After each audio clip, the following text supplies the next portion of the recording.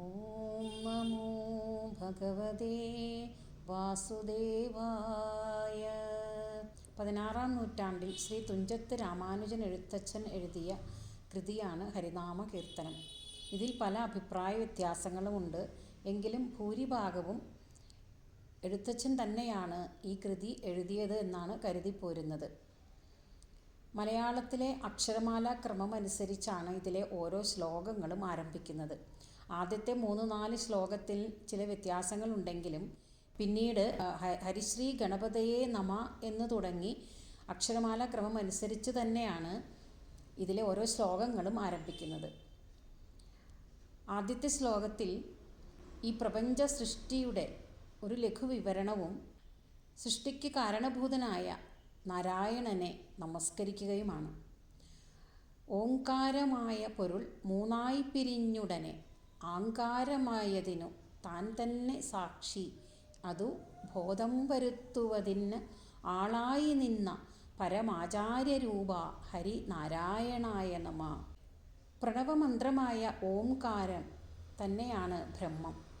ആ പരമ്പൊരുൾ പലതാകാൻ ആഗ്രഹിച്ച് സത്വഗുണം, രജോഗുണം, തമോ ഗുണം എന്നിങ്ങനെ 3ആയി പിരിഞ്ഞു. അതിൽ സത്വഗുണത്തിൽ നിന്ന് ആദ്യമായി മഹത്തത്വം എന്ന തത്വമുണ്ടായി. അതായത് ഈ പ്രപഞ്ചമാകെ ഉണ്ട് എന്നുള്ളൊരു തോന്നൽ, എന്ന ഒരു അറിവ്. നമ്മൾ ജനിച്ചതു മുതൽ മരിക്കുന്നത് വരെ നമ്മുടെ ഉള്ളിൽ ഞാൻ എന്ന ഒരു ബോധമുണ്ട്. അതായത് അഹം എന്ന ബോധം.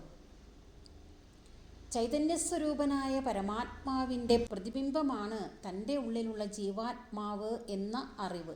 ഇതെല്ലാം ചേർന്നാണ് മഹത്തത്വം എന്ന് പറയുന്നത്. മഹത്തത്വം സാത്വികമാണ്. പിന്നീട് അഹങ്കാരം എന്ന തത്വമുണ്ടായി. ഈ അഹങ്കാരം എന്ന തത്വം നമ്മുടെ ഉള്ളിൽ വ്യക്തി, ഞാൻ ഒരു വ്യക്തിയാണ് എന്ന ബോധം ഉണ്ടാക്കുന്നു. ഈ അഹങ്കാര തത്വം ഉള്ളതുകൊണ്ടാണ് നാം പല വിധത്തിലുള്ള ആകുലതകളിൽപ്പെട്ട് ബുദ്ധിമുട്ടുന്നത്. ഉണർന്നിരിക്കുമ്പോൾ ഈ വ്യക്തിബോധം കൂടുതലായിരിക്കുന്നു. ഈ വ്യക്തിബോധം അഹംബോധത്തെ തൽക്കാലത്തേക്കെങ്കിലും മറയ്ക്കുന്നു. ഗാഢനിദ്രയിലായിരിക്കുമ്പോൾ വ്യക്തിബോധം ഇല്ലാതാകുന്നു. അവിടെ ഉണർന്നിരിക്കുന്നത് അഹംബോധമാണ്. നമ്മൾ ഉറങ്ങിക്കഴിഞ്ഞ് എണീക്കുമ്പോൾ ഞാൻ നന്നായി ഉറങ്ങി എന്ന് പറയുന്നു. വ്യക്തിബോധം ഇല്ലാതിരുന്നിട്ടും നാം ഉറങ്ങി എന്ന് നമ്മെ മനസ്സിലാക്കി തരുന്നത് അഹംബോധമാണ്. ഈ അഹങ്കാരത്തിന് സാക്ഷിയായിരിക്കുന്നത് താൻ തന്നെയാണ്. ഞാൻ എന്ന അഹംബോധം തന്നെയാണത്.